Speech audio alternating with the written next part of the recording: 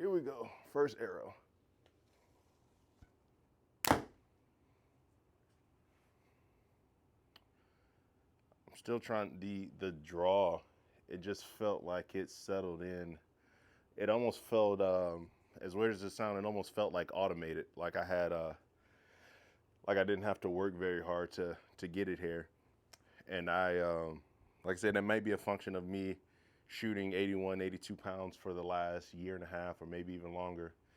But it felt like this 70-pound bow just kind of came back almost on its own. And I was almost tensed up for more of a fight in my draw. So I'm super excited about it.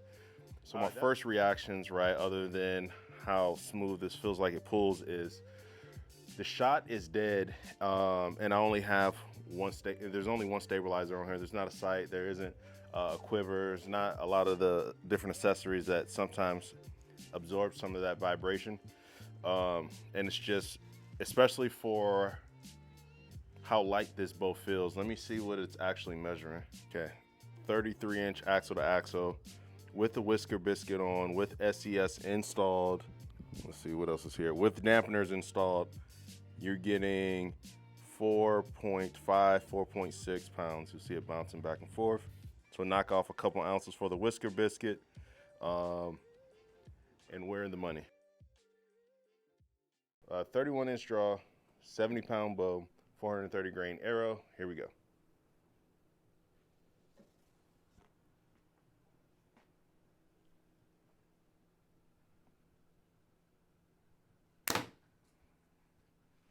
.299 feet per second. So I got a 299 feet per second. I got a 300 feet per second. Yeah, you choose one. That's pretty good and really quiet. This arrow, 537 grains. Every year I get some knucklehead in the comments says something about the whisker biscuit. It's only gonna affect it like 3 to 4 feet per second. That's been proven so many times. So whatever the speed is, just add 3 to 4 seconds, and there you go. All right, 537 grains.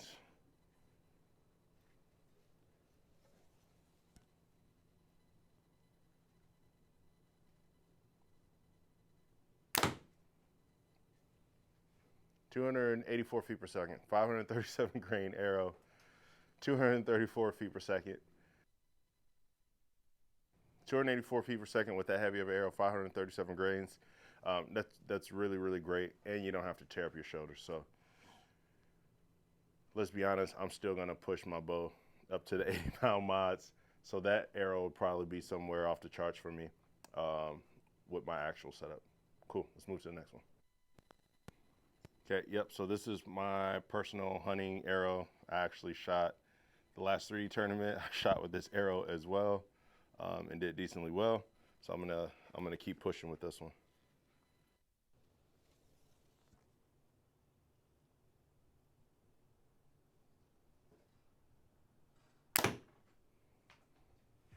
.263. So this thing at 70 pounds just spit that arrow, my hunting arrow, at 263 feet per second. My V3X is shooting at this same arrow at 269 feet per second. So for 10 more pounds of draw weight, I only got 6 feet per second different. So I'm super excited to see with the different mods in, what that arrow is gonna be shooting at. And that's enough for me really to upgrade, so. All right guys, that was the Mathews Lift. I haven't been this excited about a bow since the Mathews VXR, right? I was excited about that one because 75 pounds, it was something in my draw length. I believe the Vertex was too short, the Tri-X was too short for my draw length. But then they came out and it was like they thought about me.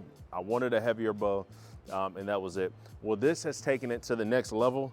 You all know I was very critical of the Phase 4. I essentially thought that bow was a V3X with limb dampeners in it. But this thing, there's some changes there that made me come up off of my wallet.